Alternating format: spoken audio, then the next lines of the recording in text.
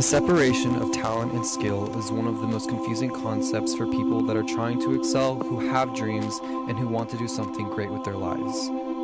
Talent you have naturally. Skill is only developed by hours and hours of perfecting your craft.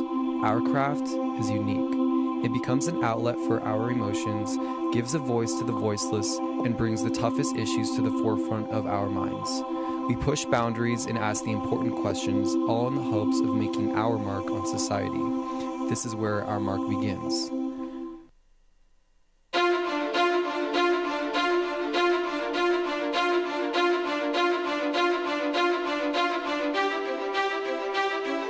"29 schools, one dream. 15 categories. One goal. Nearly 100 entries. With one purpose.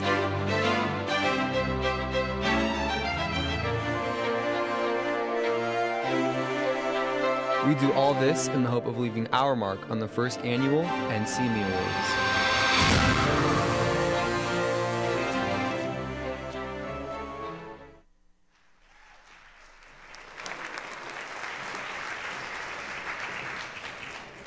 Good afternoon, and welcome to the first annual Northern California Media Educators Awards Night. I'm Justin Conti from Whitney High School. And I'm Alina Berrigan, also from Whitney High School. Justin and I will be your hosts for the first half of the award show. The NCME organization was formed by teachers of media to increase cooperation and showcase student work. Tonight is about the young men and women in these seats, and we entered this competition to have our work judged by industry professionals and to view the best work in Northern California. Tonight's show is being webcast live in real time by Access Sacramento and will be rebroadcast at a later date. Tonight's awards showcase will screen 44 of the top submissions in their categories, and we will award each student for their outstanding work. The videos were judged by industry professionals such as KCRA3, several members of the Sacramento video industry professionals, and media experts in the community. If your film is announced as a winner, please walk to the front of the stage to receive your award. After your winning film ends, you will be on camera with your award and certificate. All winners will then take a photo in our photo booth located out the door and across the hallway. Now, before we start, let's play a little game. If you entered 2 or more categories, make some noise. Now, did anyone enter 3 or more categories? Wow, we've got some fierce competition in this theater tonight, Alina. Well, we just want to thank everyone for entering, and we wish you all the best of luck. Now let's get right to it. Our first of 15 categories to be awarded tonight is the human interest story. A human interest feature is about a person or an event and should pay special attention to the storytelling. The third place winners for human interest story are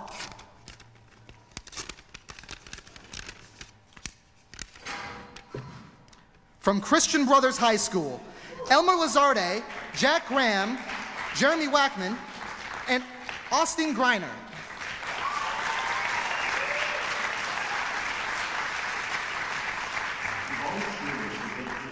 Stumbling upon a crisp dollar bill on the ground, picking it up, placing it in our pocket and walking away completely satisfied. In that moment, that small green piece of paper makes us happier than we were before we had it. The bill fills us with joy. But in reality, does it? Is the money the source of our happiness, or is it just another piece of paper in our pocket? With all this talk about money, we really wanted to figure out, does money actually make you happy? So we went to the CB community to find out what made them the happiest. Come on. What are things in life that make you happy? I would have to say these amazing cookies from the cafeteria are amazing. And then soccer, it's a good sport. Well, I have this dog named Stardust, and she really makes me a happier person. Magic. Magic. Food. I'm gonna say kittens, Taco Bell, and money. Interestingly enough, out of all the CB students we interviewed, only one actually mentioned money as one of the things that brought joy in her life. everyone else mentioned things like friends and family, pets, and simple things like sleep, not money. But then again, most families at CB are not struggling with their family budget. The reality is that some people have great jobs and they make thousands and thousands of these little dollar bills, and others, they simply don't make as much. But do they really have more happiness simply because they have more of these dollars in their pocket? In order to answer this question, I traveled down to the Delta to sit down and interview two completely different individuals. Considering the fact that the average annual income for Californians is around $58,000, I chose to interview two people who were well above and also well below that line. On one side, you have Angela Tate, who manages money for political campaigns and earns an easy 6-digit annual salary. And on the other, you see Alejandro Tejeda, a farm worker whose paycheck is equivalent to the California minimum wage.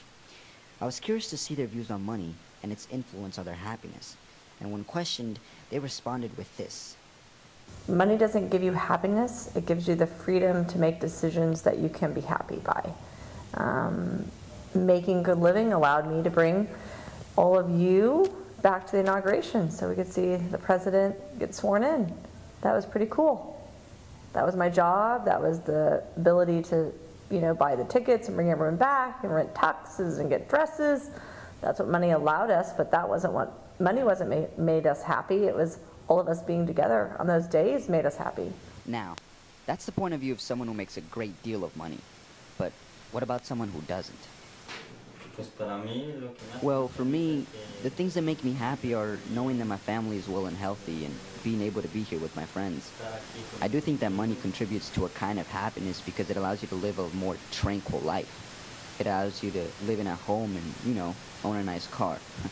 But in the end, I'm happy with what I do. I mean, I don't think I get paid enough, but this is all I know how to do, so I'm not complaining. So, in the end, with all the conversations that I had with people, I was able to come to this conclusion. Money does not buy you happiness, because everyone I spoke with, including those who made very little money, were genuinely happy people. Money does not buy you happiness, but I definitely think that having a little extra money in your pocket does make life a little easier, and I think we can all be happy about that. This has been Elmer Lizarde reporting for KBFT, Sacramento.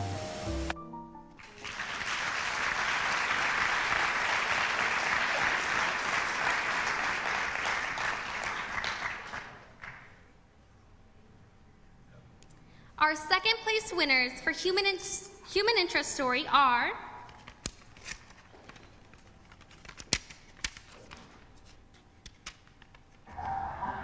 from Whitney High School, Kylie Johnsford and Vanessa Bazzuto.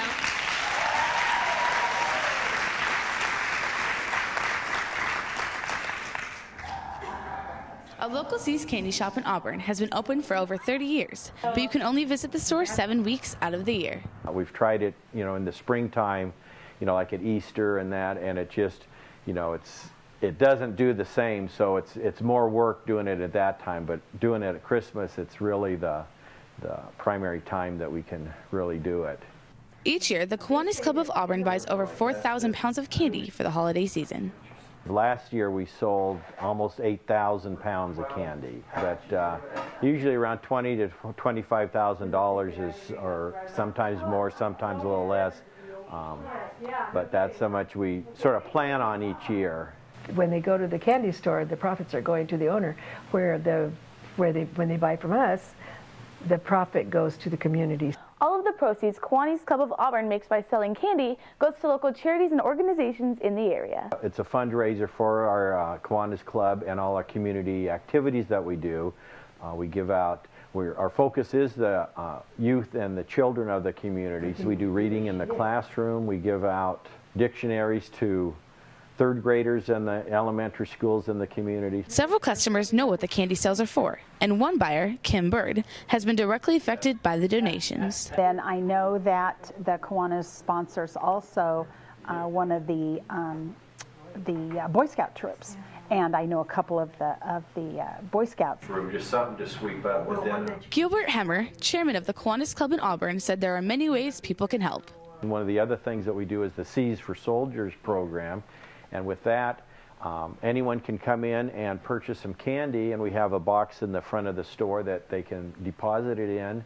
22% of soldiers are out of the country, and C's for Soldiers help them get a little piece of home for the holidays.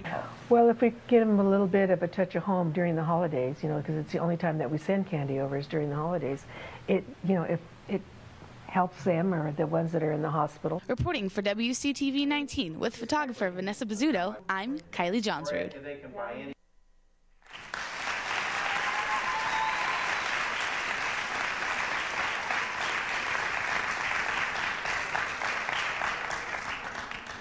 Our next award category is News Event. A news story is timely, has a clear main topic, and should be covered thoroughly. But before we get to that, we have to do the first place winners for our Human Interest Story category. And the award goes to...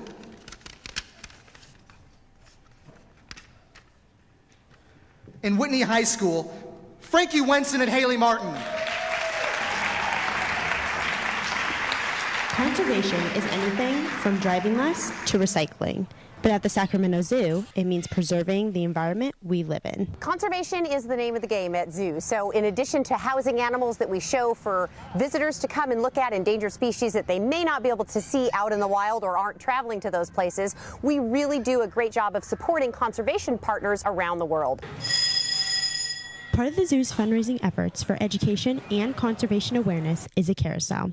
And with a contribution, donators' names can be proudly displayed on one of the animals. Visitors love carousels, and it's a wooden carousel, and there are very few true wooden carousels on the planet. So believe it or not, people travel far and wide. We had visitors from France come just to see this carousel. The conservation carousel is made up of 32 animals that are hand-painted to create truly unique pieces with educational and conservation messages to inspire visitors as they ride.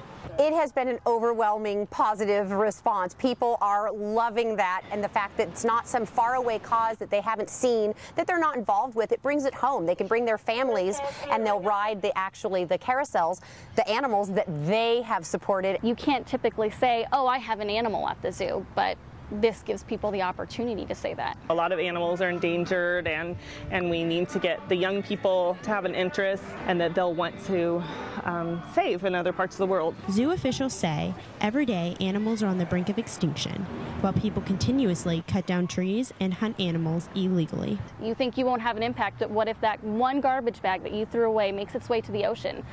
Little things like that. In the future, if you can come to the zoo and support the zoo, you're coming knowing that you're supporting organizations around the world. So any little thing or big thing that you do can make a difference in every single individual. Reporting for WCTV 19 with photographer Haley Martin, I'm Frankie Wenson.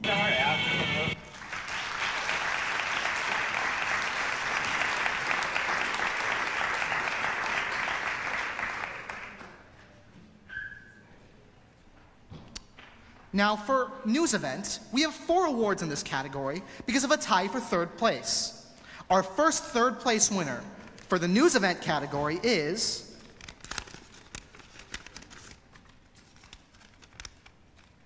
from Whitney High School, Gabriel Gebhardt and Christina Moisich. Sunset Boulevard, an old family favorite, has expanded. Franchisees have Rockland as an area. This, just based on traffic count, is super busy right here.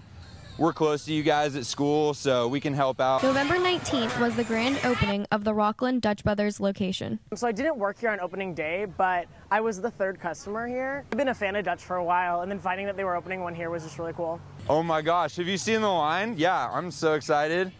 Look at this, it's like a mile long. Ever since their first establishment in 1992, Dutch Brothers has opened over 200 locations. They're so much easier to get to now. There's so many more locations, and it's great how they're expanding down from the Pacific Northwest. The drive-thru serves a variety of drinks ranging from coffee and tea to smoothies. I like the taste of the coffee. It's outstanding. I mean, it is a coffee shop. Yeah, it's hand roasted. Like, we get our milk from our own dairy. Everything's made by hand in here. It's not, you don't press a button, it does it. It's all us, so that's why our quality is always super good and it's delicious every time. Dutch Brothers Coffee is the country's largest privately held drive-through company. It's 2 drive-through, so it's double everything. It's double production, double income, double profits. Franchises are owned and operated by local residents. I think the biggest thing is customer satisfaction, like customer service that we provide. because it's all about that. Like, I would so much rather sit here and talk to you about stuff like this, even in the window, than like sit there and just make the coffee and say, see ya. Dutch Brothers has a unique approach to operating a business. They try to have an impact in their community. We'll do Christmas basket in Auburn. So basically we gather all the people who are less fortunate, and we'll give them coffee, give them food and stuff. Proceeds from their grand opening went to both Whitney and Rockland High School Sober Grad Nights. Well, right now as a company, we're hoping to do like kind of Bay Area and down I-5. Reporting for WCTV 19 with photographer Christina Moisich, I'm Gabby Gebhardt.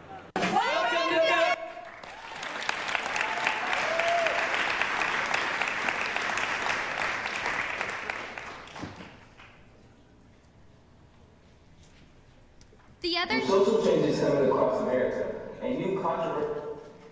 The other third place winner in the news event category is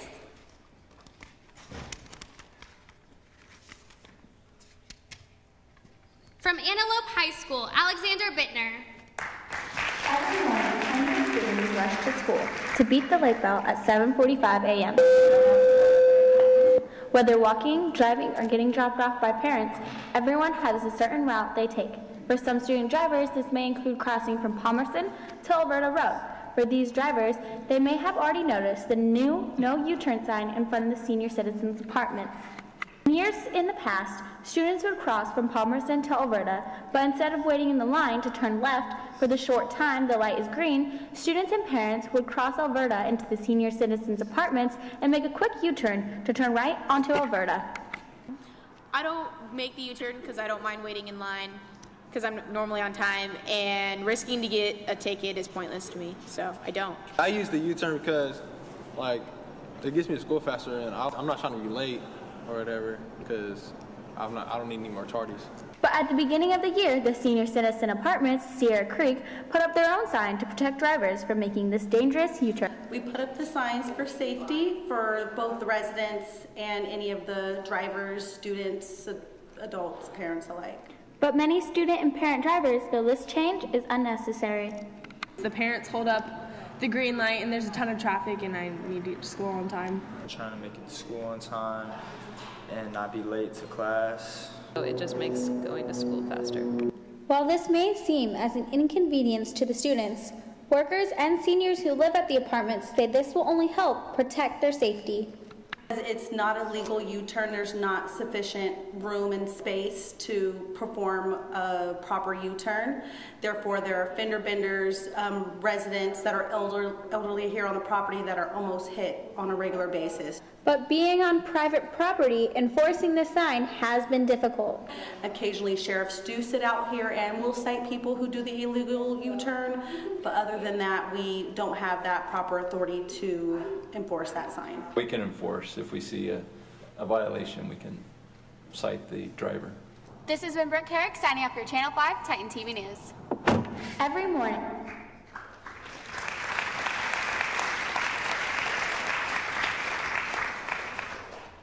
and the second place winner in our news event category is from Antelope High School, Brooke Carrick. The next age of technology is rapidly expanding all around campus. The new devices range from about 500 added Chromebooks to new tablets, as well as updated computers and software. To replace the STAR test, we're doing Common Core testing. This year is a field test, but next year is going to be fully implemented for our juniors. And we have to use computer-generated devices, so we're going to be using Chromebooks at our school. Currently, our school will have around 480 Chromebooks, and the juniors will be doing the testing.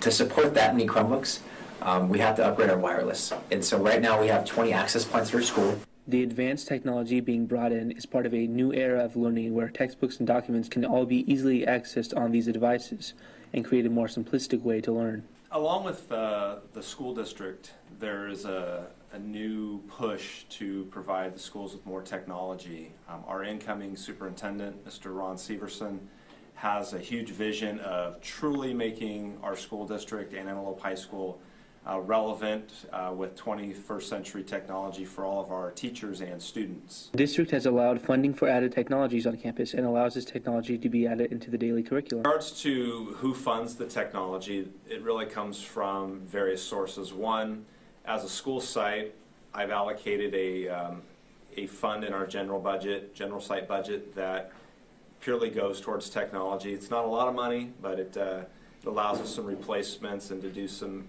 creative things. We also are about to receive a settlement from Microsoft from a lawsuit from a few years back. Again, not a lot of money, but helpful. Students will be using these advanced devices as learning tools, and there will be restrictions to keep the devices strictly for learning. Some teachers on campus have already started to infuse this technology into the class curriculum. I use technology in the classroom for a couple things. We use the tablets, we use the Chromebooks, mostly to do things like check grades, but also to watch lectures they may have missed, and also to do things like Quizlet.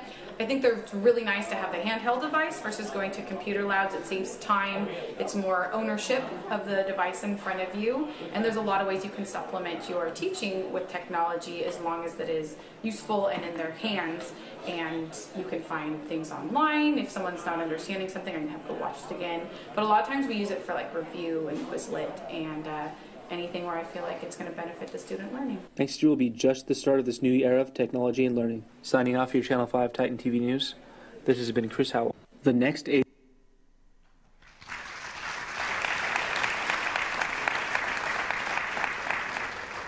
The first place winner for Best News Event Story is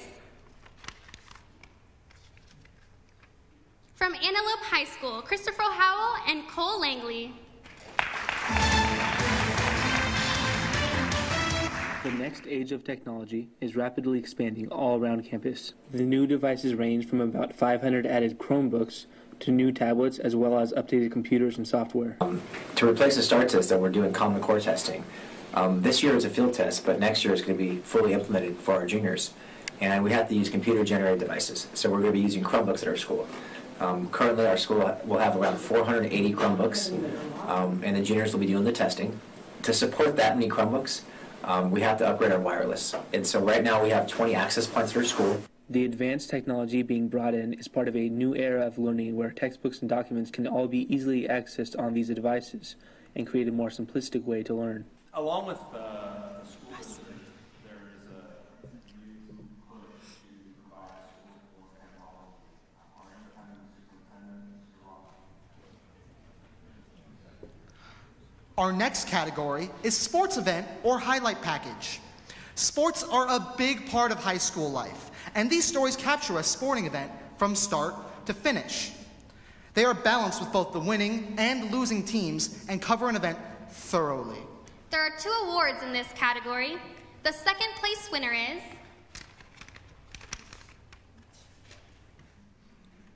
from Franklin High School, Brianna Leon and Jessica Aguilar.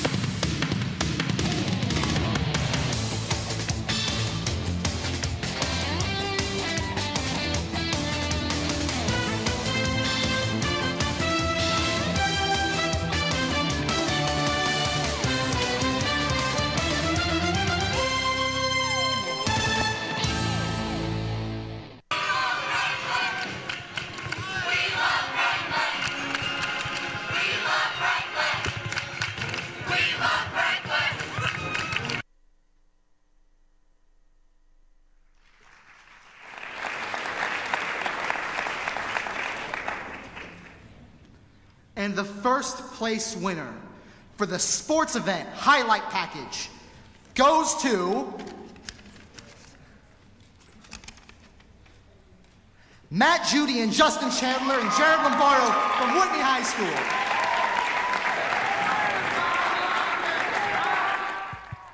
The 3-2 St. Mary's Rams traveled to Loomis last Friday to take on the 3-2 Delaware Golden Eagles in front of over 5,000 people for homecoming.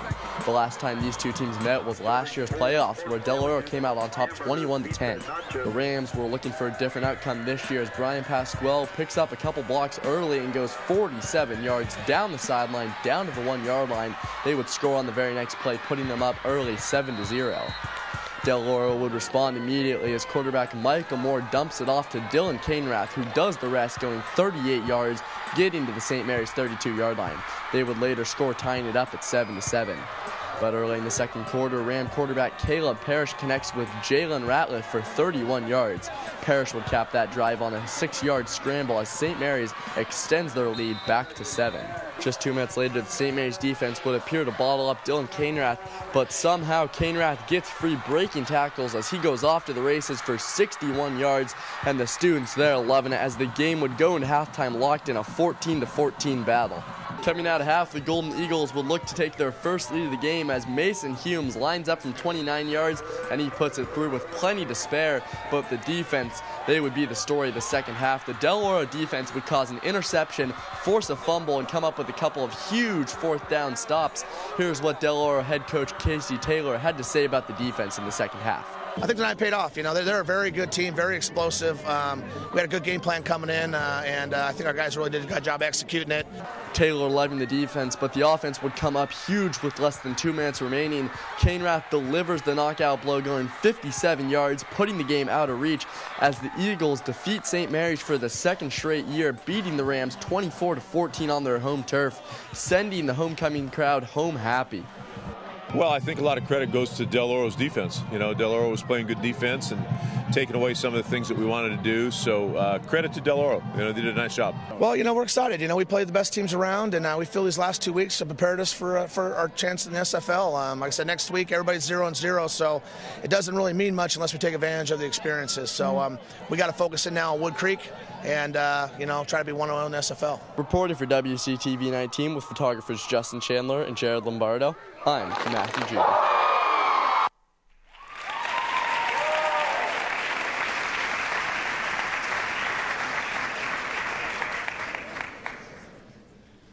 Our next category is Sports Human Interest Story. These stories focus on a sports-related person or event, captures drama, and should pay close attention to storytelling through natural sounds and visuals.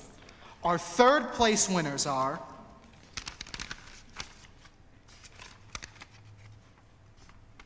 from Whitney High School, Justin Chandler and Cole Aidnick. Next year, senior David Parker will be attending the University of California, Irvine on a partial volleyball scholarship. I played for 4 years now in the program, so getting from being kind of like not on the radar to now being one of the top, it's a good feeling. For context, Parker going to Irvine is equivalent to Jake Rodriguez going to Oregon or Jalen Cope Fitzpatrick going to USC.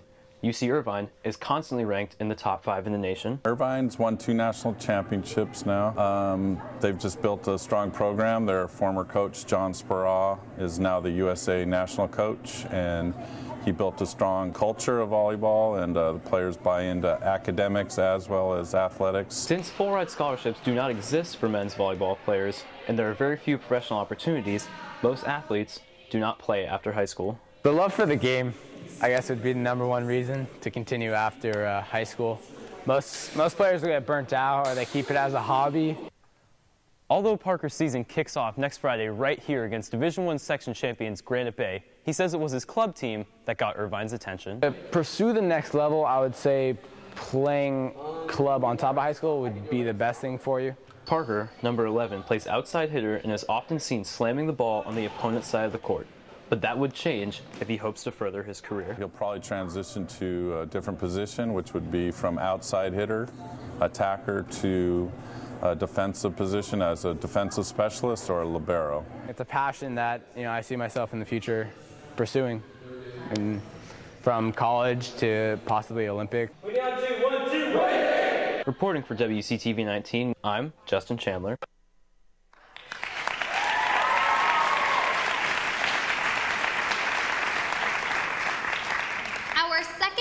Winners for Human Interest Sports Story are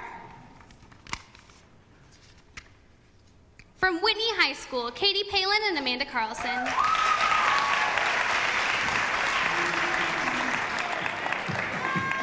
Heidi started running when she was in probably kindergarten. We would go on family runs, and she was like the Energizer Bunny. She'd be ahead of all of us and just running and laughing and never tired out. Up until her senior year, Heidi Greenwood was running at the top of her high school league.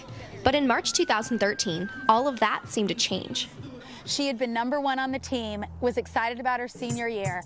She was at league finals, and she wasn't even in the top 10 of Rockland runners because she couldn't breathe and her legs were heavy. Shortly after, Heidi threw a blood clot from her upper leg to her lungs, which took her life on March 22nd.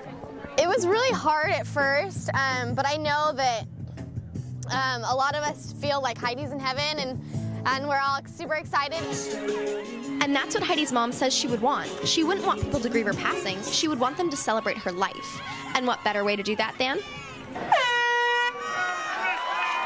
thought it was going to be really sad, when I woke up this morning. I was like, I don't know, are you supposed to act happy for one of these things, or are you kind of supposed to, be depressed? I don't know how to act. And then when I got here, it was just so fun. Song as we wrap up this last run.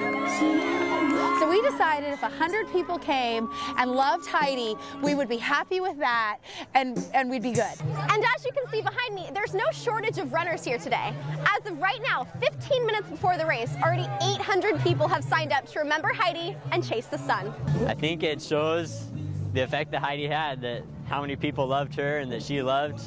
I think the number of entries is huge to show how many people love Heidi and love the Greenwoods. Heidi was an inspirational runner, but more than that, she was a daughter, a sister, a friend, and a life changer. Well, you never want to bury your child. It's not the way that we think life goes. But Heidi's passing has made me a better person. But I have chosen personally to live my life so that when I die and I get to go to heaven, I get to be with Heidi again. And I try to make her happy and live in her honor every day so that she's looking down and saying, "You're doing a good job, Mom. You're doing a good job." Reporting for WCTV 19 with photographer Katie Palin, I'm Amanda Carlson.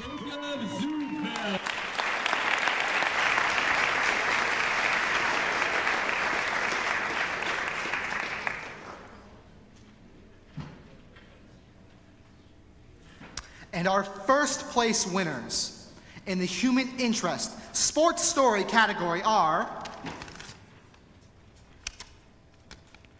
from Whitney High School, Haley Martin and Frankie Wenson. As a child, senior Morgan McEwen was diagnosed with ADHD and turned to sports as a way to channel her energy. I've played softball since I was 8 years old. It teaches you more how to interact with people and meet new people. At 16 years old, Morgan noticed a small cyst on her wrist. Making motions like this, difficult for her health. But one day, she realized these symptoms could actually be life-threatening. We would go on golf dates, sort of, and we were playing a hole, and she was complaining about her wrist hurting and how she couldn't move it. One doctor took me to go get an MRI. And that's when they noticed something there, and it turned out to be a tumor that they weren't sure really what type of thing it was. Every year, there are approximately 175,000 children diagnosed with cancer in the United States. When they said they were sending it to a lab to check for cancer, I was just thinking how I'm 16, how does a kid get cancer? If you're an adult, you can take time off work and you can be at home and you can rest, or you can go to work part-time. It's very hard to do that at school and still be the teen you want to be. Fortunately for McEwen, she was not a part of these statistics, but wanted to do something to change the odds for those who aren't so lucky. She donates her hair. Recently, I just shaved her head for her again. She didn't care what other people thought about her. She didn't care if people were going to make fun of her. She just cared about helping others. Through pediatric cancer organization St. Baldrick's, McEwen supports those fighting childhood cancer by shaving her head and raising funds for research. I knew that I wanted to do something to help and something to just kind of let people know that I was standing by them. And my first time I raised $1,117, And this time I added to that, so I'm at $1,700. St. Baldrick's motto is existing to change reality, something McEwen lives by each day. People don't really know what they have until it's, not until it's gone, just until it's threatened. Because when you have cancer, you can't go to school, you can't always see your friends, you lose a lot of relationships, and you have that thought in the back of your mind, like, am I gonna die tomorrow? So I've just learned to, like, how important it is to make good decisions. Reporting for WCTV 19 with photographer Frankie Winson, I'm Haley Martin.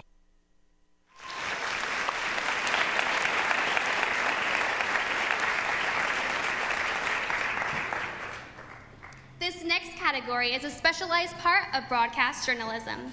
The talent reel is designed to be a highlight tape of on-air skills. Examples include anchoring, live reporting, and interviewing. These students were asked to edit together their best talent moments into a reel 3 minutes or less. And our third place winner for the talent reel contest is, from Center High School, Elijah Rivera.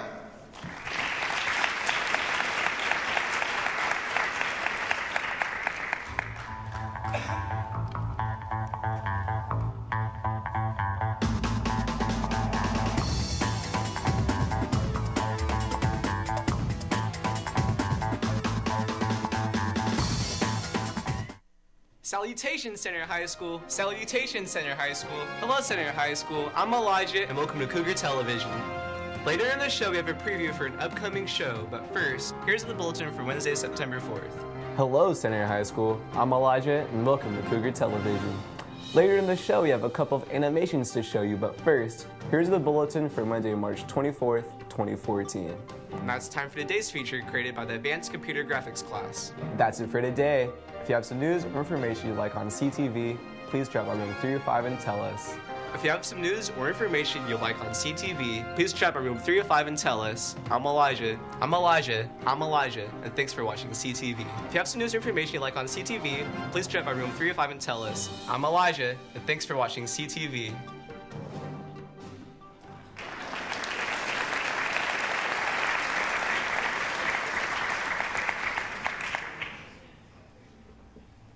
We have a tie for second place in our talent reel category.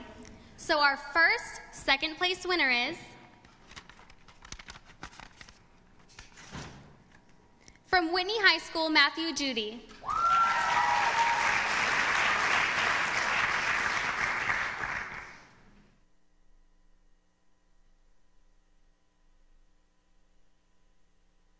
Hello and welcome to Wildcat Stadium as we get set for another Capital Athletic League battle between the Rio Americano Raiders and the Whitney Wildcats here at Whitney's homecoming night. As always, alongside Justin Chandler, I'm Matt Judy. Now, the last time these two teams met was last year, and Rio Americano had some struggles in that game. Yeah, things didn't go well for the Raiders as the Wildcats cruised. Now, the Raiders will have a tough task stopping the Wildcats tonight, as the Wildcats' offense has gotten continuously better each game this year.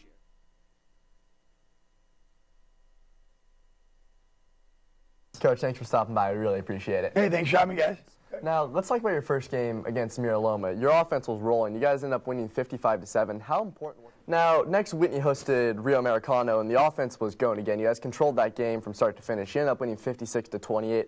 But the big thing... Now, let's talk about the crowd. Like Justin was saying, we've had an opportunity to see them a few times, and the students make it very tough to play, and they can change the momentum just like that. They're behind the team the entire way. So how are you guys preparing for the tough environment, and what do you have to do specifically to come out with a win? Let's take a look at your first game. It was a non-league victory against Vintage. Now, Drew Romo threw for 171 yards and 3 touchdowns, and your offense ran for 178 yards. What were you guys doing to keep it so balanced? Hello, sports fans. I'm Matt Judy, and this is your Full Court Press. Up first, we start with a sports story about concussions. Every year, about 300,000 concussions occur annually in high school sports.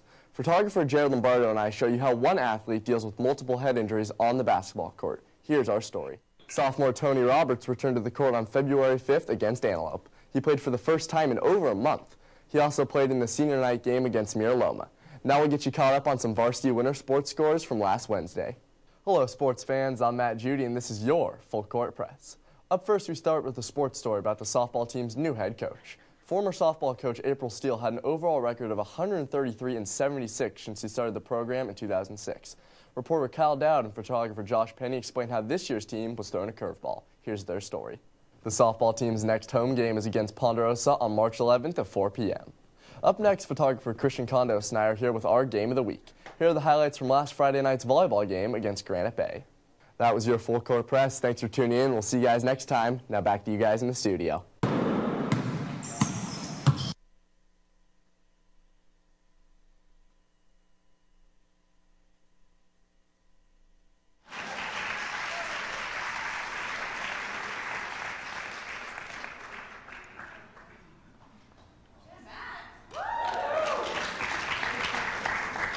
The other second-place winner in the talent reel category is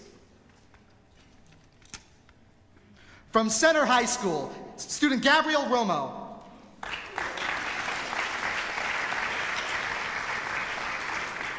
Oh, hello there. My name is Gabe Romo, and you're about to see several clips of me anchoring for my school's television network, along with several of my out-on-the-field clips. Each clip is arranged in a self-constructed version of our show. I hope you enjoy. Hello, Center High School. I'm Gabe Romo, and welcome to Cougar Television. Here is the bulletin for Friday, March 21st, 2014. Cougars, reserve your 2014 Epic Yearbook before they are all sold out. Pay $75 at the ASB office or online at yearbookordercenter.com. Use code 7444.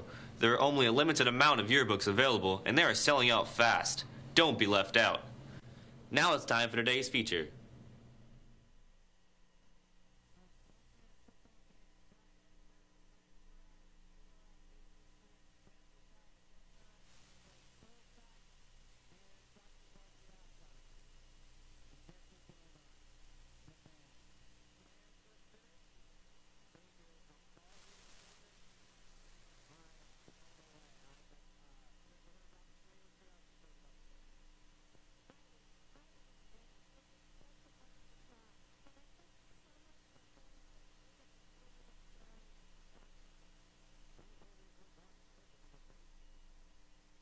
Why do you take this class?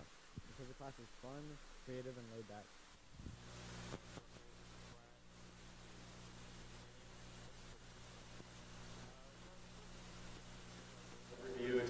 Just a minute ago I saw you guys racing these little guys right here. What was the purpose of that exact? Well, this silly little car actually does a lot of different things. This is what the rally's about, just coming together, spirit, just feeling like you're a part of something. It's a challenging game where you play as a minion from the Despicable Me franchise to defeat evil villains and collect bananas. This app helps you take the founding father of social networking sites on the go. If you don't like to text out how you're feeling, you most likely have this app. Send a picture to let the people know how you feel.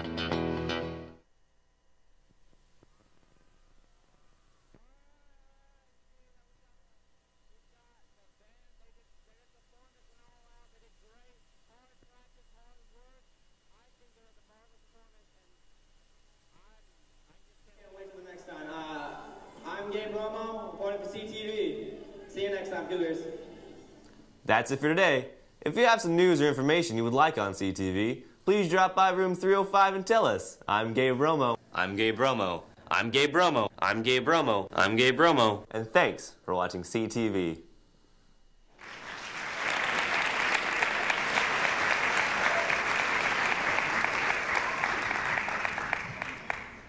The winner and first place in our talent reel category is from Whitney High School, Frankie Winson. Here is Chris Rivas, sports anchor for KCRA3 TV here in Sacramento. So, Chris, how do you guys decide which game to pick for Game of the Week? I think you guys help us pick it out. We put it on our website at kcra.com, and then you, the student body, vote. This was the school that in the game that drew the most votes for the week, so this is how it became the Game of the Week. How do you think of the big crowd out here that came tonight? This is fantastic. I mean, you guys have been such wonderful hosts. There's more than, 6,500 fans here tonight. This is what high school football is all about. It's our pleasure to be here tonight. We're a part of this community, too, and we'd love to tell stories just like this. Well, thank you so much for taking time to talk to us, Chris. Like much from the outside, but on the inside of this 1,800 square foot home, Muscle Mixes Music has created hundreds of high-quality fitness CDs and markets them to industries worldwide. We're going to use backup quarterback number 12, Travis Garabedian, even though Drew did have 3 touchdowns in the first half. Since they are so far in the lead, they're going to go in and give Travis a try tonight. After quitting pro boxing, Dennis decided to join the National Guard. Then shortly after, fell in with the wrong crowd and ended up getting shot in the head. So now every time he goes in to throw a punch, this is all he sees, compared to what we see every day. So homecoming's next week, and Rio Americano's coming to the Wildcat Stadium. So what do you guys plan to do to prepare for them to come next week? We just need to keep, working on blocking, tackling, lining up. We still got a ways to go where we can compete for the league title. So hopefully we get better next week. We got to avoid the distractions of homecoming, powder puff games and floats, and sometimes as a coach, got to make sure your kids are focused. And next week is homecoming. We'll tell you what to wear on the dress-up days and when you can get your tickets. As of July 2013, over 5,000 species of animals are extinct. Photographer Haley Martin and I toured a local organization that helps support the preservation of wildlife. Here's our story. Carousel is made up of 32 animals that are hand-painted to create truly unique pieces with educational and conservation messages to inspire visitors as they ride. Attention Powder Puff cheerleaders. Your cheer practice is today, tomorrow, and Thursday. Freshmen, sophomores, and juniors will practice in the small gym, and seniors will practice in the dance room. Your attendance is mandatory, as this is the only time to practice for next Tuesday's Powder Puff game. Notable games in the area tonight. They are Pleasant Grove at Nevada Union, Oak Ridge at Franklin, and last year's Capital Athletic League champions, Antelope, go on the road to face Rio Linda. And tomorrow, Del Campo, who will be in Whitney's Athletic League next year, travels to take on Elk Grove in a Saturday showdown. Guys, back to you. Whitney High School has a zero-tolerance bully policy. If you or someone you know is being bullied, please contact an administrator or counselor in the front office. If you would like to watch any of the stories featured on today's show, please visit our website at WCTV19.com. And tune in tomorrow when we introduce you to a marathon runner. That's all we have for now, where the news is unleashed every day.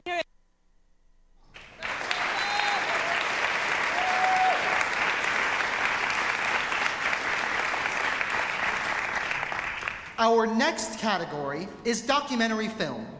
The documentary gives the filmmaker a chance to raise awareness about social issues and allows them to explore non-fictional storytelling. Our third place winners in the documentary category are from Del Oro High School, Emily Claire Brock and Avery Peck.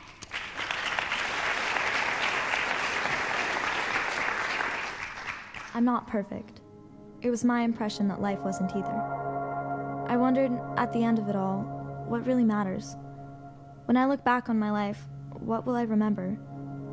I decided this time I wouldn't find my answer from a magazine. Only 103 Chinese were allowed to come to this country.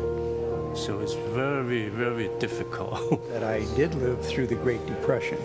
I saw so many instances where people ended up poor. A lot of my friends, although they were older than I was, they were going in the Navy, the Army, the Air Force. And it was a rough period. Sometimes you can take 3 steps forward and you find yourself taking 4 steps backwards. But you never give up. You never give in. You never throw your hands up in the air. There's hope for everybody. Instead of getting worse as you get older, it should get better.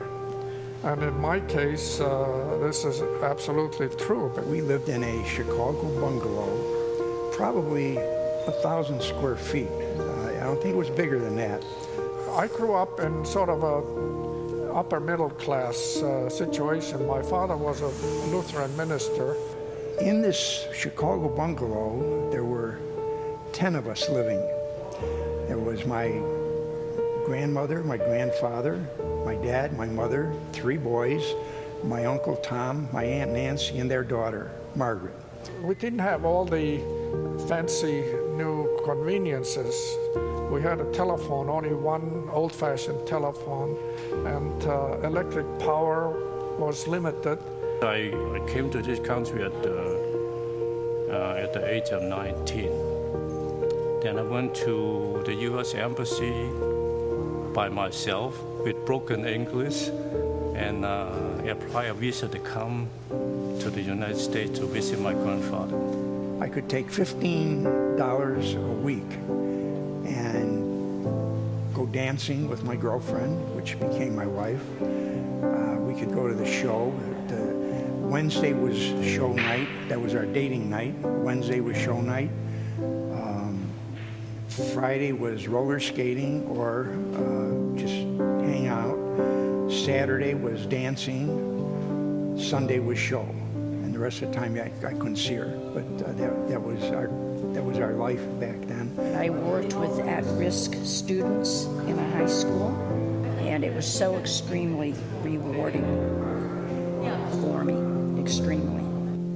Two of the best defining moments that I can really feel good about and remember is the birth of my two daughters. We had two girls, and it couldn't have made Daddy any prouder. And to this day, I am very proud of both of my daughters, what they've accomplished and what they've done, and they're happy. I was a class clown, and nothing gave me more pleasure but got me in more trouble than if I could get the class laughing at me, and which I did often, and I got in a lot of trouble because of it. So in the 6th grade, a teacher had a meeting with my mother and said, we'd like to send John to a vocational school, and it's the best thing that ever happened to me in my life. Whatever you do, get a good education and get into a career that you really enjoy, something that you really enjoy to do. And it's sometimes very difficult for some students, but there's always something out there for everybody. Always try. Just be true to yourself. Don't be a phony. Find a beautiful girl, marry, start a new family. That's basically what life is all about. Enjoy life.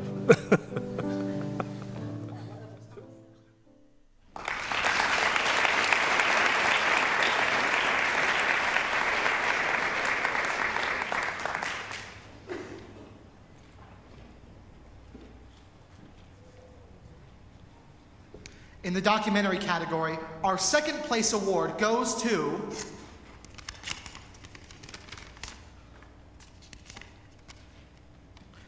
from Franklin High School, Jordan O'Neill, Samantha Mike, and Aaliyah Kelly. Of opportunities and changes. However, many of the issues from last year have rolled over into this year. One of these issues is public health. There is a large debate nowadays about whether or not Congress should enforce child vaccinations and whether or not there should be more research and more tools and opportunities for vaccinations. The purpose of vaccines is to introduce a body to proteins that are present on infectious bacteria and viruses, so that the body builds up some antibodies, which are weapons against these infections. And so before the body actually sees the real organism, it's going to know what it looks like and have the weapons at its disposal. So the vaccines help to teach the body to fight the infections before they happen. So if vaccines are vital to one's health, then you would assume that more people would be vaccinated. However, 3 in 1,000 people go around unvaccinated. This might not seem like an issue, but these people are located geographically, and this might actually cause a problem to the public. There's mumps and chicken pox that occurs because in recent years, I think our generational memory is very poor. We forget that not so long ago there were people in iron lungs and people having very debilitating diseases where they die or become blind or disabled because of these diseases. So I think it's very important that the kids get the vaccine, and if not, there can be epidemics. And even now, if we don't have vaccines for certain types of flus, we can see lots and lots of people affected.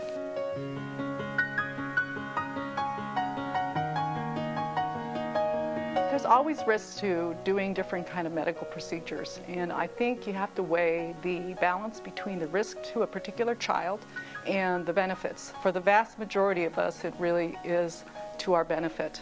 For a certain few, people who are allergic to certain components of the vaccine, it's not ideal, or if they have very immunocompromised systems which can't fight against even just proteins, then that can be a problem. But I think in all, the doctors do take a look at each individual patient and see whether they're appropriate for a vaccine. One aspect of vaccination, which some people don't realize, is that we have a herd effect. In other words, we all live like a big herd of animals, and if most of us are vaccinated, we can protect those few who cannot be vaccinated because of their allergies. So unless we have that herd mostly vaccinated, we can't protect the really vulnerable people.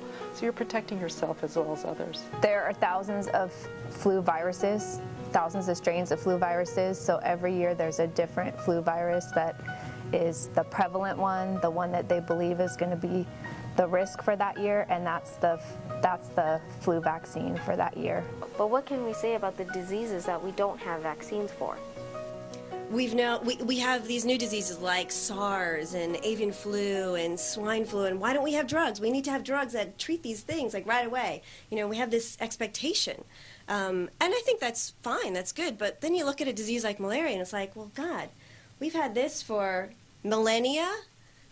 We've known how to treat it really well for at least a few hundred years. I mean, we discovered the first drug that works against malaria in the 1600s. How can we allow free will and still benefit the country with public health? Education about vaccines and about these deadly diseases that could actually cause large epidemics if we don't have vaccines. I think Congress putting lots of energy and support into the CDC's efforts to educate everyone is really important. I think our children are the ones who need to learn how important it is, and some of our older folks don't remember how bad it was. So I think getting the education out there is very important.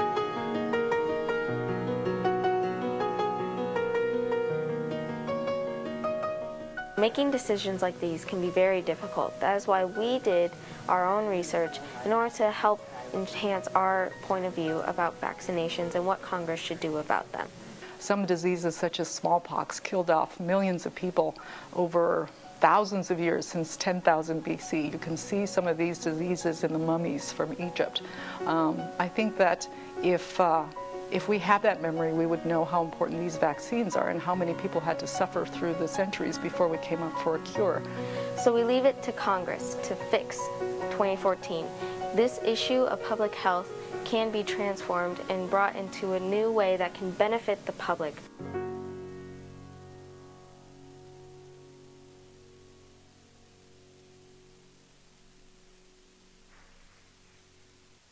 The first place documentary film award goes to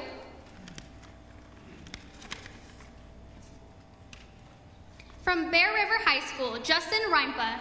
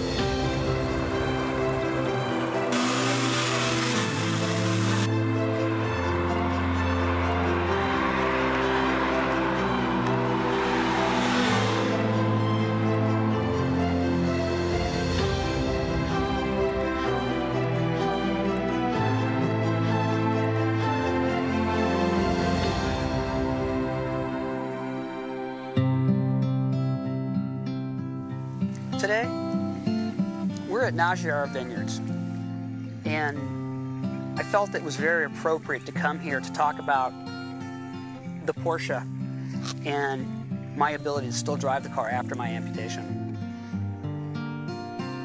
Fine wine is amazing. It tastes great, it feels good, makes you feel great. Behind me is a fine automobile. Porsche 911 Turbo. The Porsche has a history, and it's renowned worldwide. It's probably the most popular sports car in the world, and this is mine.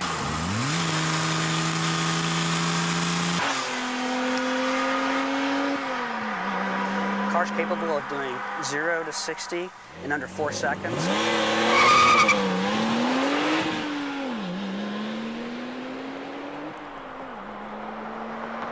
And it will do over 190 miles an hour.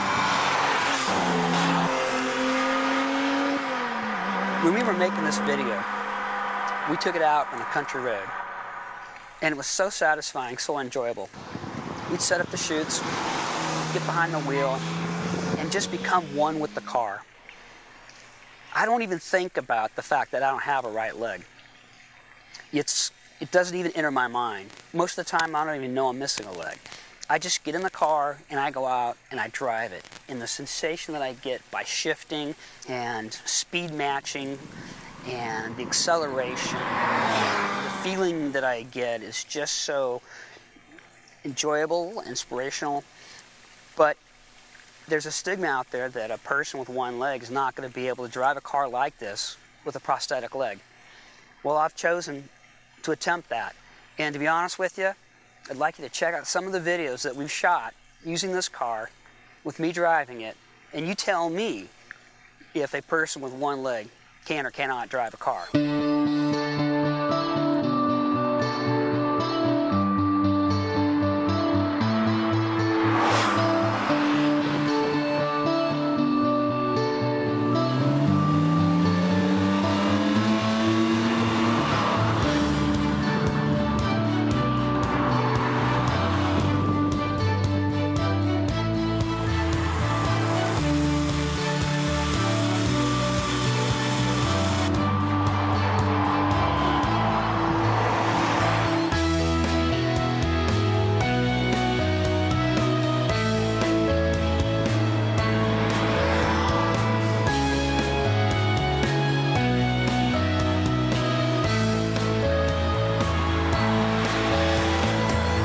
It's an amazing vehicle, and I'm still able to drive it. And if I can drive this car with this prosthetic leg, I think anybody should be able to do that. So don't let anybody tell you no.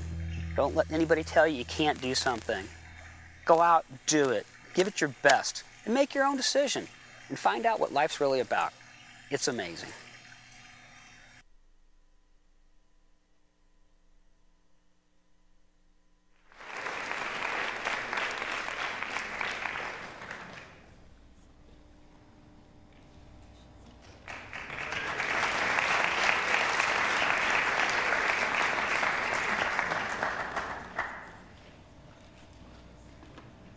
The broadcast journalism part of our showcase has come to an end, and with it, so is our time as your hosts. We would like to introduce you to the next two hosts that will guide you through the rest of your evening.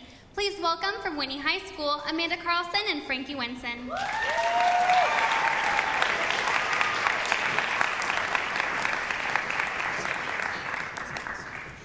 Thank you, Justin and Alina. I'm Amanda Carlson, and I'm so happy to be hosting this exciting event. And I'm Frankie Winson.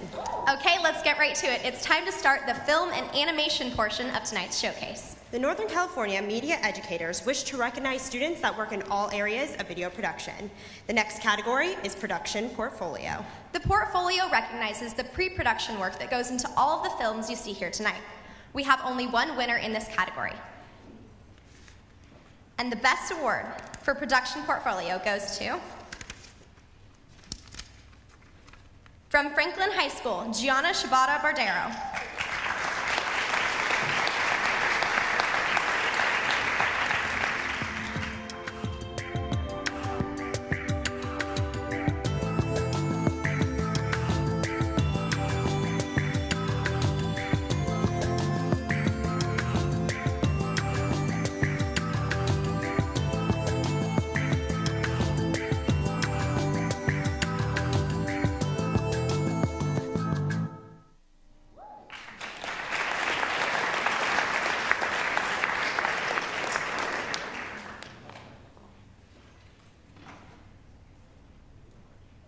Gianna completed her portfolio for the PSA entry in tonight's showcase.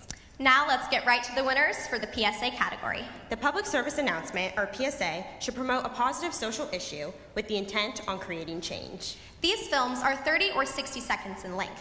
This was the most entered category, and we actually have 4 awards because of a tie for 3rd place.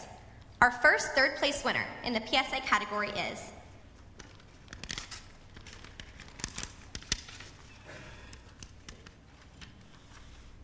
from Whitney High School, Justin Conti and Madison Preston.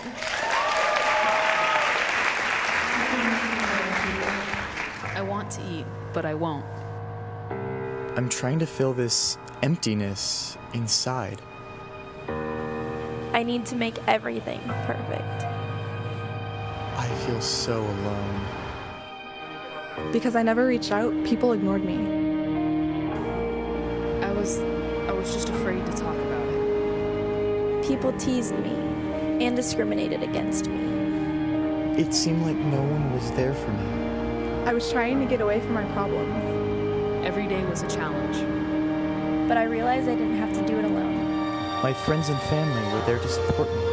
Mental illness is extremely common. 1 in 5 American youth live with a diagnosable mental health challenge. Support from friends and loved ones is the best way to overcome stigma and discrimination. If you are struggling with a mental health challenge, do not be afraid to talk about it. Come join the conversation and get support at www.reachouthere.com.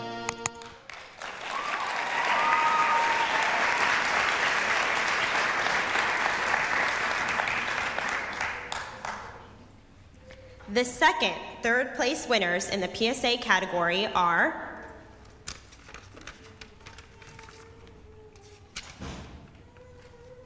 from Christian Brothers High School, Carly Coopwood, Mary Zaniti, and Sabrina Hunt.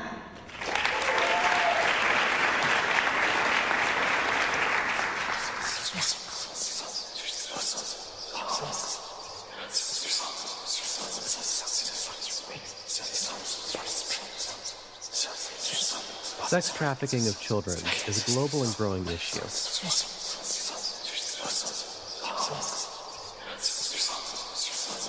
This problem is widespread, and the ease of use and secrecy of the internet furthers the hidden nature of this crime.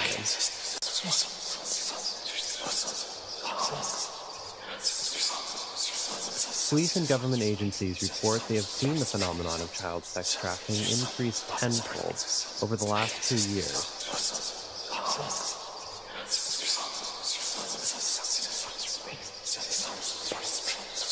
And sadly, there are few options when recovering underage sexually trafficked victims. The change has to start from the beginning.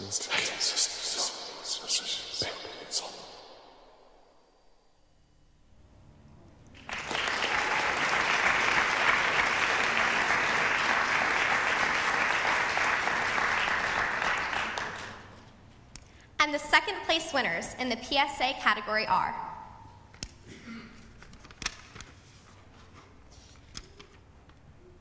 from Colfax High School, Adam Wilson.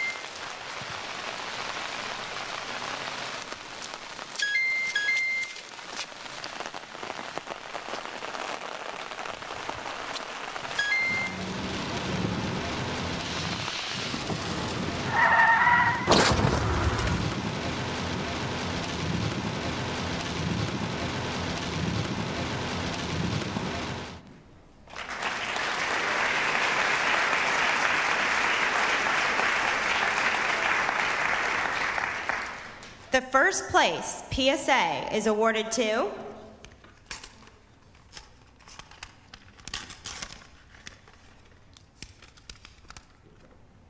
from Colfax High School, Jack Stanley.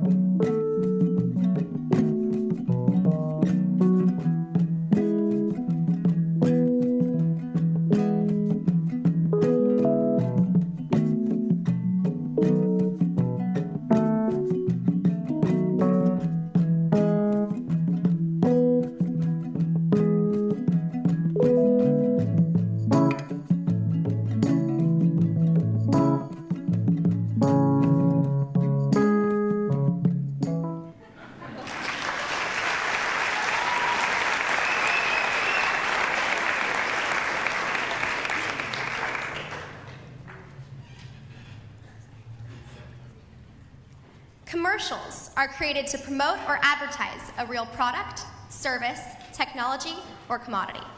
The third place award in the commercial category is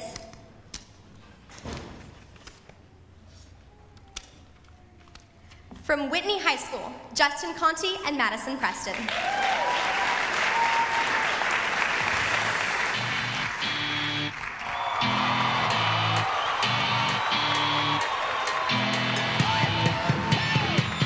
Do you want to be a star? Then head over to the Professional Voice. Professional Voice offers individual classes, group classes, open mics, and more. Please make an appointment with us to try our free first class every Saturday at noon. Welcome to the Professional Voice.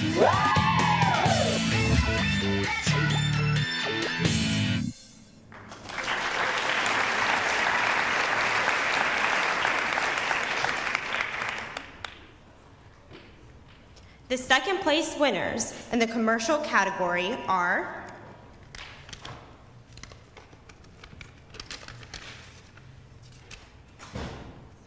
from Whitney High School, Taylor Morgan, Farika Tan, Cameron Wilhelm, and Maya DeColgan.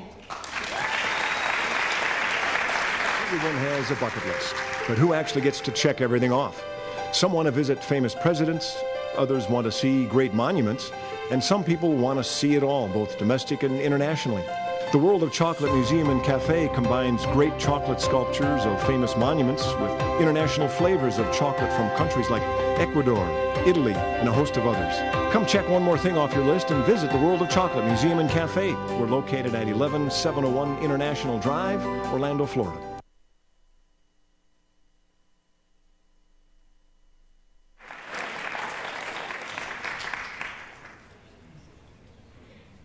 And our first place winners in the commercial category are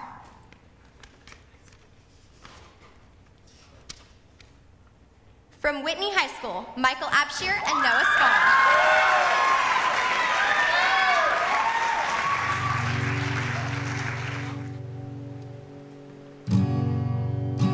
You are the most beautiful thing I've ever seen.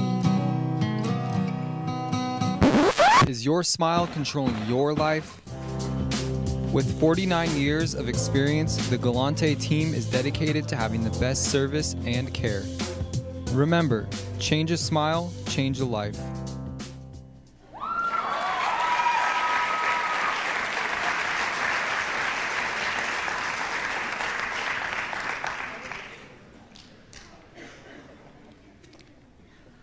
The use of motion graphics in broadcast television is a skill that can highlight information and set the tone for the entire broadcast. This category is a highlight reel of motion graphics created by an individual or team. The third place winner in this category is from Center High School, Vitaly Rudenki.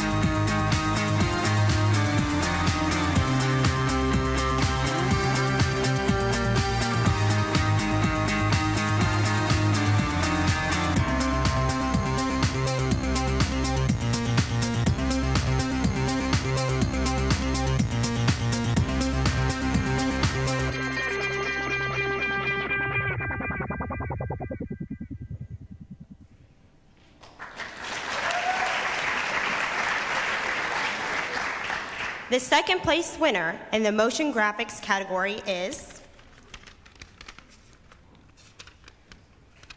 from Christian Brothers High School, Daniel Lee.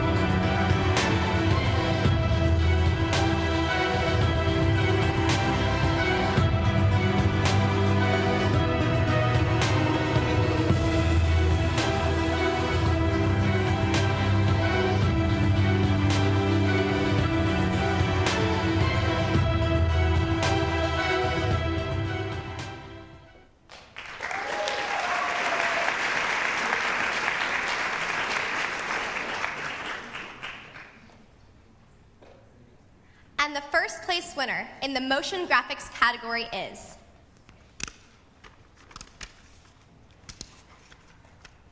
from Whitney High School, Justin Conti and Madison Preston.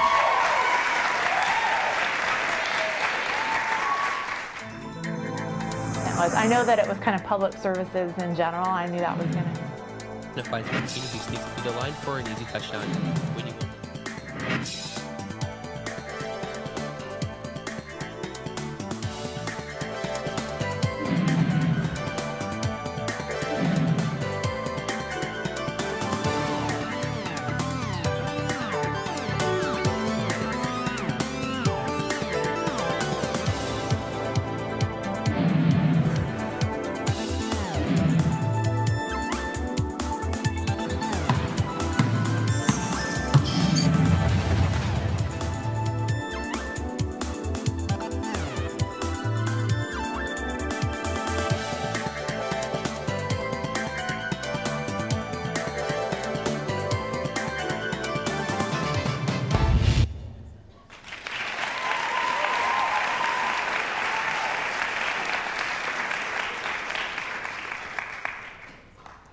The next category in our showcase is the short story animation.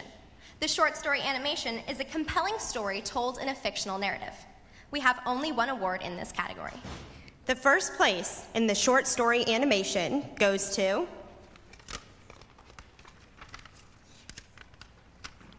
from Franklin High School, Katie Butler, Marissa Kong, and Gianna Shibata-Badero, and John Dennis.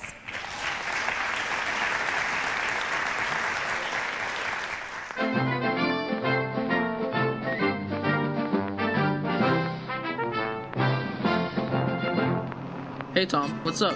Henry, I feel that I must cross this road.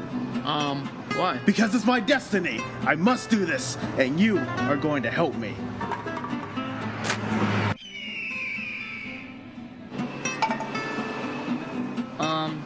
Looks kind of dangerous. Oh, come on. How hard can it be?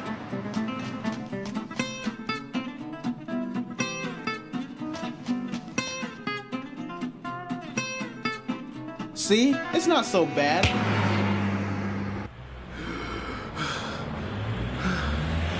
Oh no!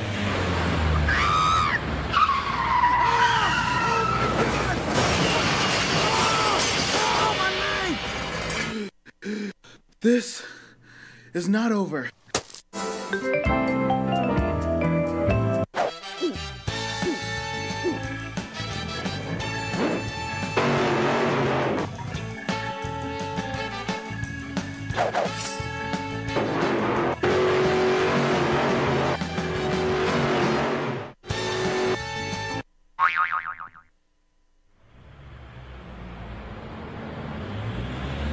Not again.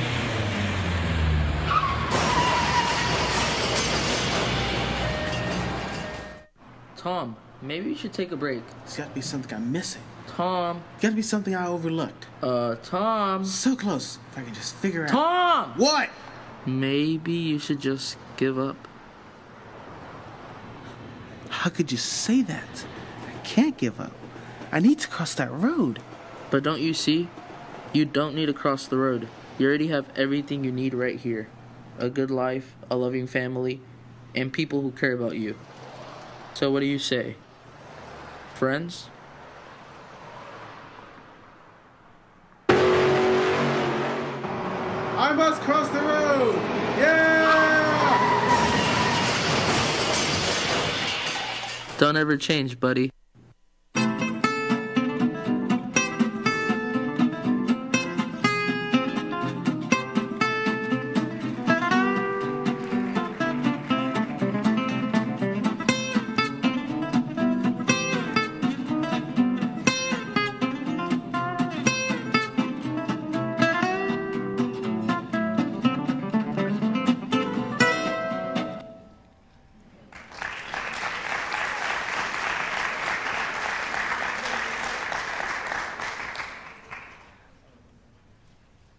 The next category is visual effects.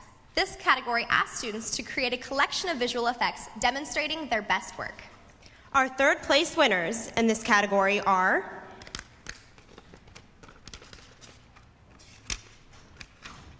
From Whitney High School, Nick Stiles and Matt Daisy.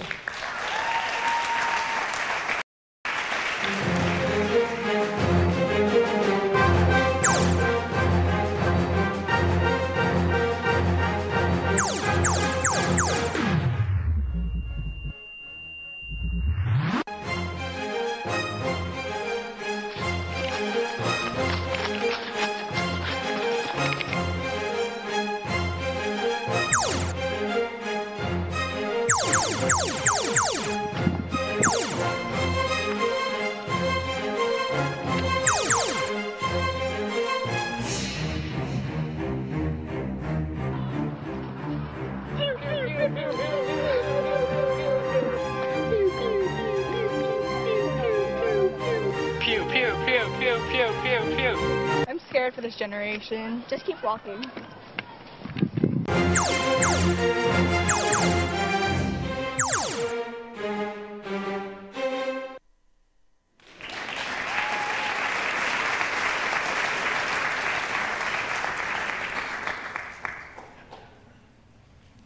Continuing in our visual effects category, our second place winners are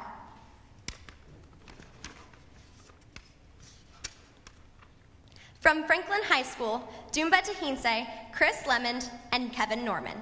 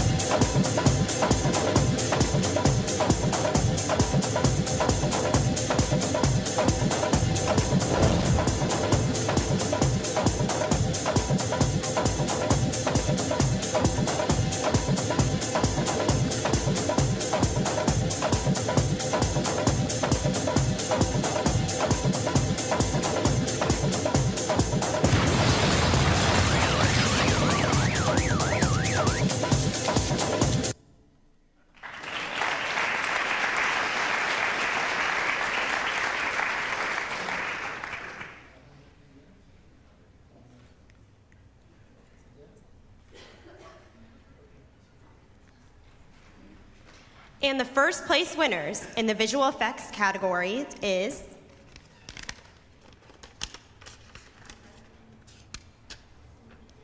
from Franklin High School, Joshua Hamilton.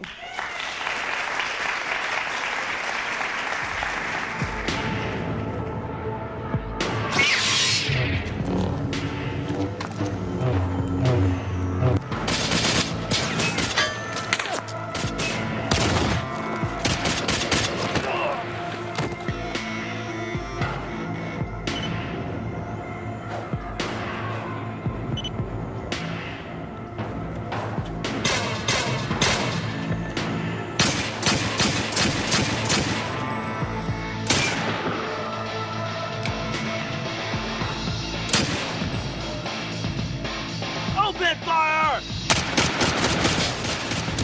Hurry up!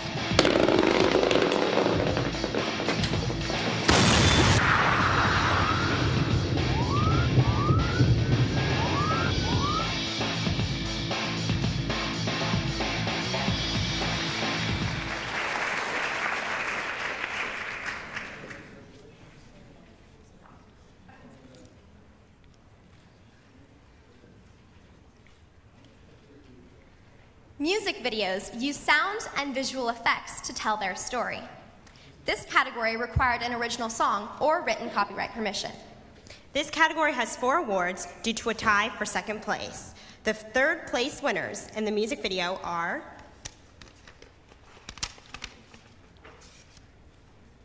from Whitney High School, Michael Absher, Noah Spahn, Sammy Valens, and Christian Condos.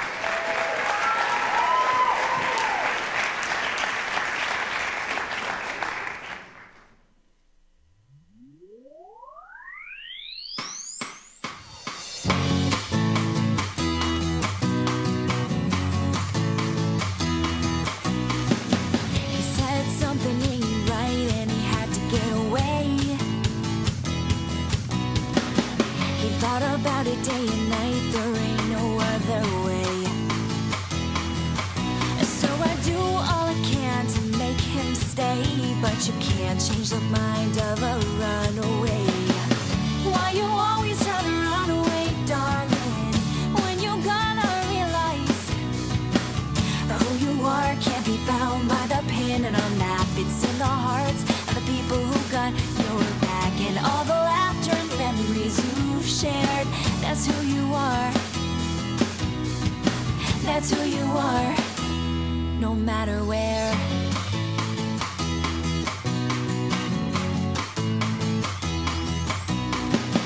Hold out a map, saying the farther the better.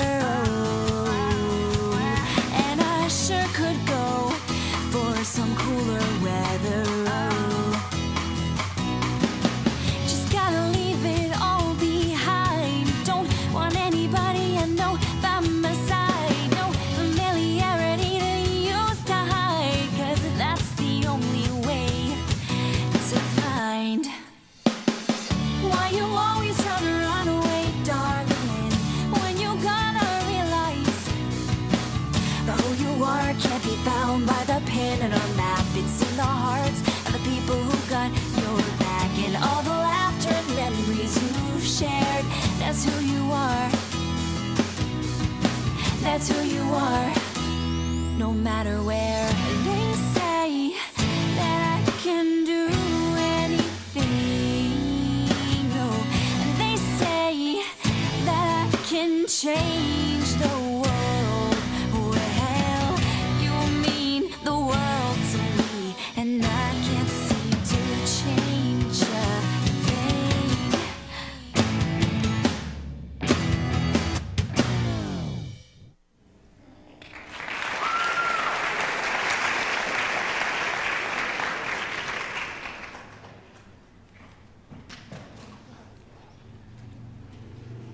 One of our second place winners in the music video category is from Franklin High School, Priya Patel, Jacqueline Hughes, Cherish Hardy, and Jordan McDougall.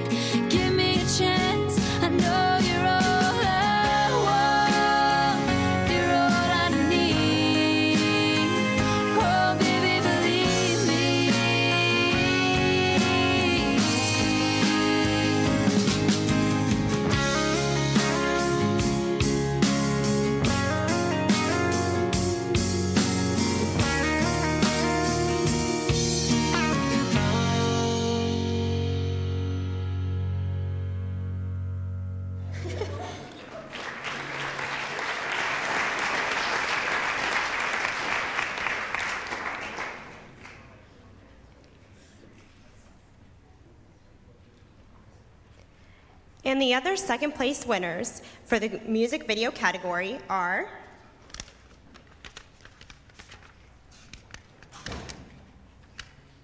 From Christian Brothers High School, Emma Bradford, Lucas Dudley, and Michael Enos.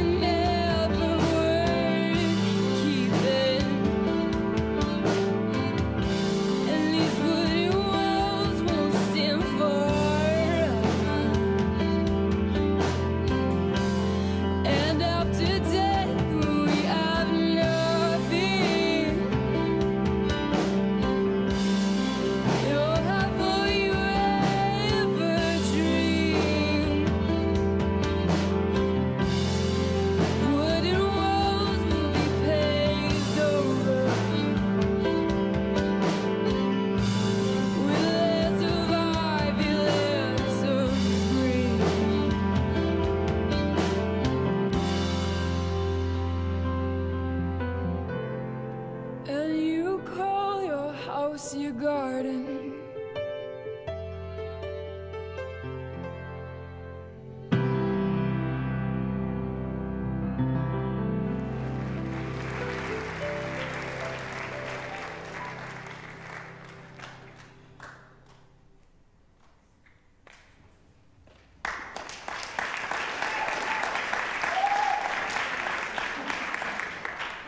And our first place winners for the music video category are from Franklin High School, Nick Talion, Alex Mercado, Dylan England, and Sam Balabat. And this bad motherfucker right here, this my baby, man. It's off the hook. You like that, huh? Yeah, I do. Got them 20s on there. Them 20s, I just got them. Them ain't 20s, but it's off the hook. Them are 20s, man. Them, nah, they 10s. I bought them for somebody, but they nice, though. Yeah. Still roll with the same clip. Just got a different main chick. Hit her line about 8 or 9. I don't go home till the clock stays 6. On vacation with Jay's Lace to play a cards right. You could be my main trip, and she black and white and tap it right. She go drifting. You could be an 8-6 girl. This that all-star. Tim's in a sweatshirt, call me Earl Star. Got a baddie in the van with a camera in her hand. Better not catch your boy on World Star. Still screaming out FT World Bars. I'm at a kickback. You should come through. Got stressing, need a rap lesson. Is G-Easy as 1, 2, 3, 4, 5, 6. I think you should try this. We're looking at the time while I'm picking up a dime. Both gold, my touch is mine. This jogger's flannel into flight knits. I'm looking fresh and about to hit the town. Now listen to me, but do I sound like I'ma pick you up and still put it down now? I know you think I'm blind, baby, but I'm really working. I'm up all night in the studio, and I'll be home soon. Ain't no bitches here, just the homies, baby. Yeah, right. Tell me, have you seen this girl? She bad. Asking everybody where she at. She like my twin. Should've known that she'd be posted up and me back. So I found her, and we sat, and I and I showed her 2 or 3 stacks. Then she looked at them, back at me, said you ain't gotta drop Rex to see Rex. Well, alright, cool. So where we at now? While the other dudes fade in the background, got a sack town, got a background, playing these fools like shit. I'ma hit them, I put them back down, they be like, hey. Speaking of black crowds, tell me how this brand new track sounds. I'll be like, how you do that? But I'm sounding too black, need a tag brown. Just know that my crew back, caught up on IG with a new thing. Don't last forever, but it's Wu-Tang. Cause she tell me it's mine like a new brand. She wanna kick it, Luke King. But I don't wanna be tied up like a 2-string. Just know that she's sideline on my mind. So why you asking where you rank?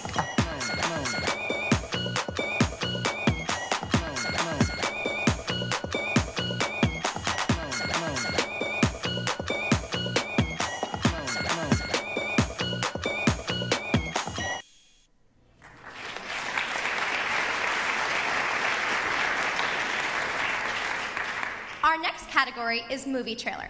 This trailer must have original footage and promote a fictional movie. This is an example of editing and perceived storytelling. The third place winner in the movie trailer category is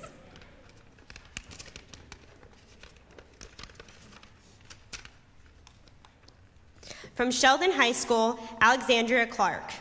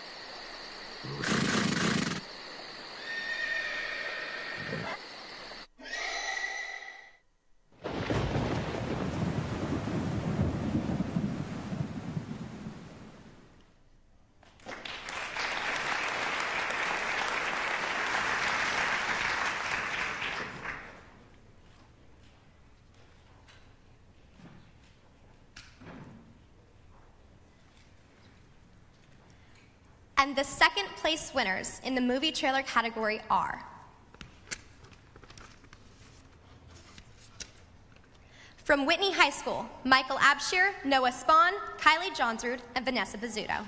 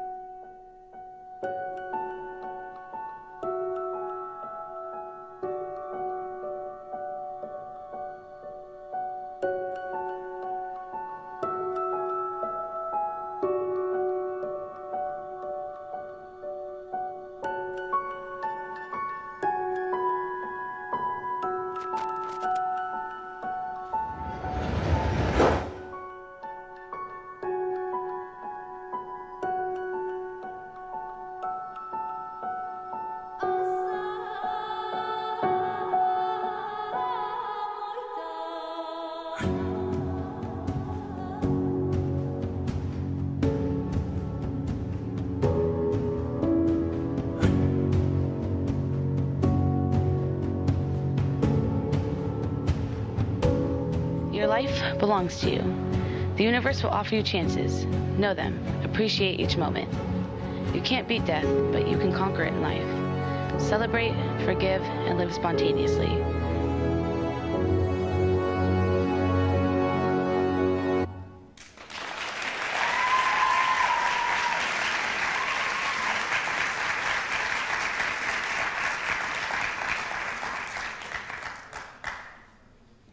And the first place winners in the movie trailer category are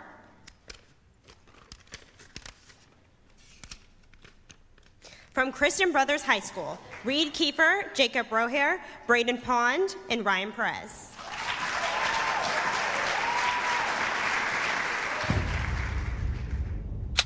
Who are you? Where are you from? You know, here you don't have the right to remain silent, because nobody knows you exist. I could kill you right now. Nobody would even know. Good choice.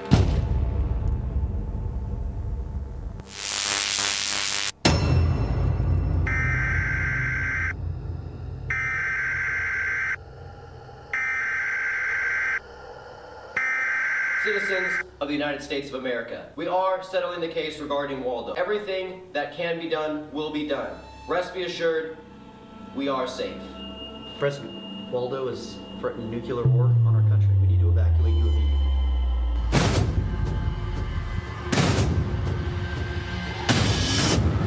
This is SEAL Team 6, Spartan 300. We're on full pursuit for Waldo. Last seen in Washington Square. Code Black. Damn it! Why can't we find him? I spotted him.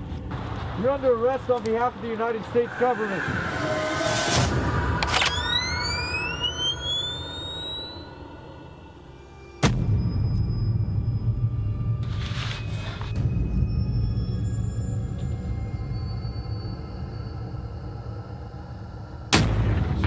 Oh, shh. Did you hear that?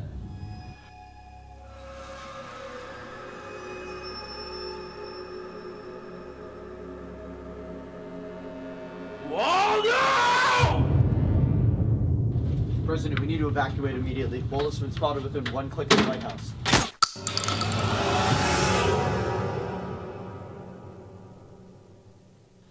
Where is he? I always preferred silence.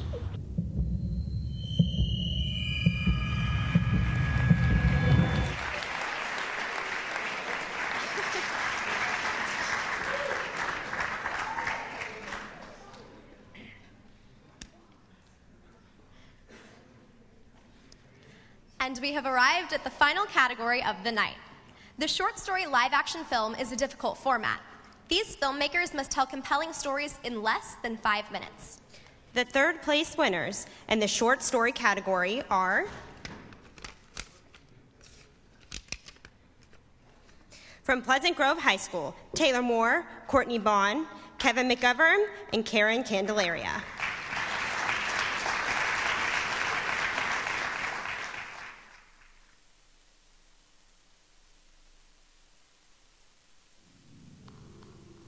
Hello, Miss Amanda Hugginkiss? Hugginkiss. Oh. Hi. So, what brings you into the counselor's office today? It happened again. What happened again?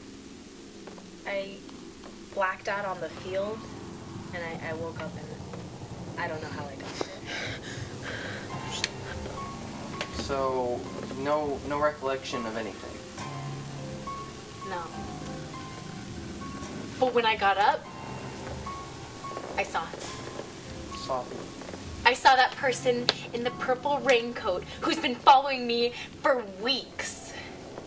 Are you sure someone's been following you? Yeah, everywhere I turn, I see that guy in the purple raincoat, and I know that he's out to get me. So like, what incidences have you seen this? Besides this morning, third period, I had just gotten my essay back for English class. We had written this Freudian analysis on Hamlet. I did a dynamite job. But when I got my paper back, my 3 pages of essays was just X's and O's. My paper had been erased.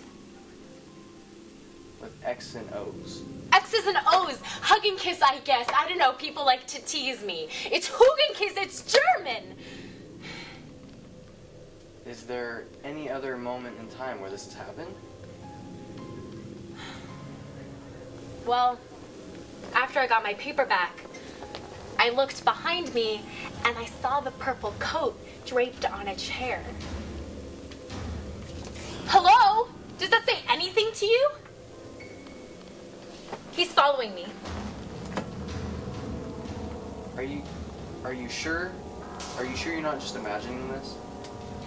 What, you think I would make up a story? I mean, these grades are my life. I worked so hard on that essay. I deserve to get a good grade. Somebody's out to get me, I know Sounds like you're having the worst day ever. I'm sorry, I don't know what to tell you. This is pretty typical with students, feeling a lot of stress. Finals are right now. I think you should just get some more sleep. Sleep. Yeah, okay. Thanks. Anytime. Okay?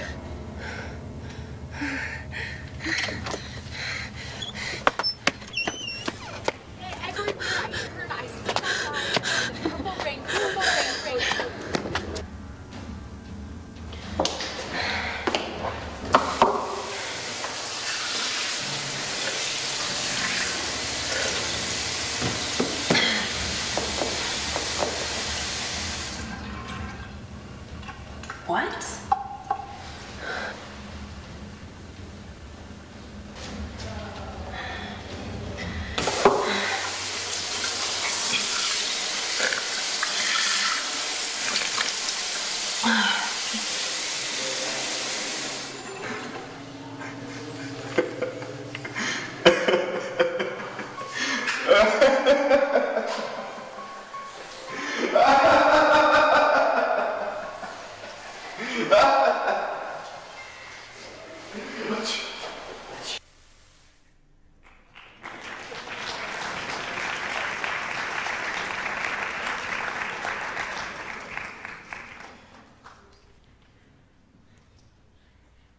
In the short story category, the second place award is presented to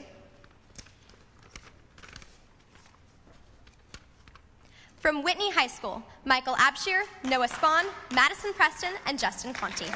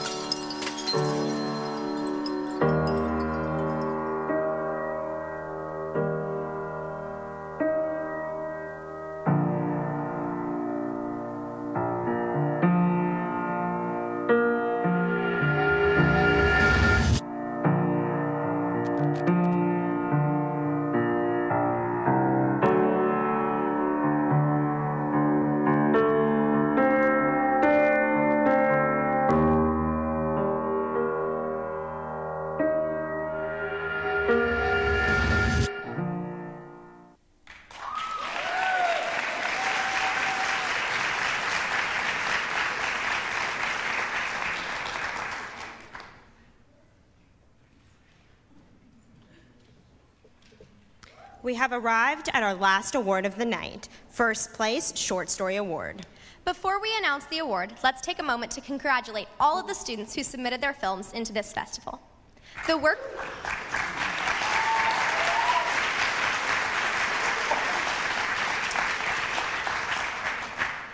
we've seen on this stage tonight is inspiring and proof that Northern California has a thriving community of teachers, programs, and students who produce quality work. We would like to take this opportunity to recognize all of the wonderful teachers that make up the Northern California Media Educators. Tonight would not have been possible without all of you. Special thanks to Gary Martin and Access Sacramento for live broadcasting tonight's ceremony, and to the Center High School film crew. Also, John Lester and San Juan High School for the use of this beautiful theater to showcase these award-winning works. Okay, Frankie, I think that's it. You can announce the award. Are you sure? All right, here we go. The first place winner in the short story goes to, from Christian Brothers High School, Lucas Dudley, Emma Bradford, Jenner Chapman, and Andrew McGee.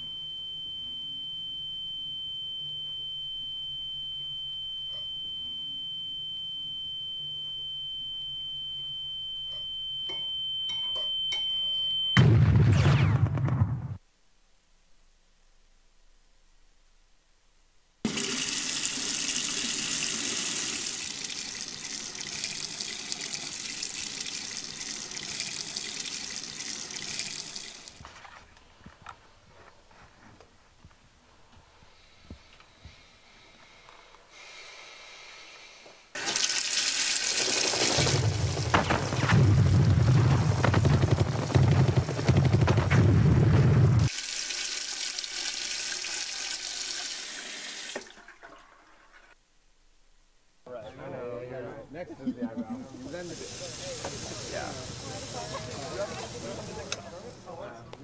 Okay, I ate a taquito with wheat in it on accident over the weekend. Yeah, we haven't like. That's what. Yeah, we haven't like. That's what.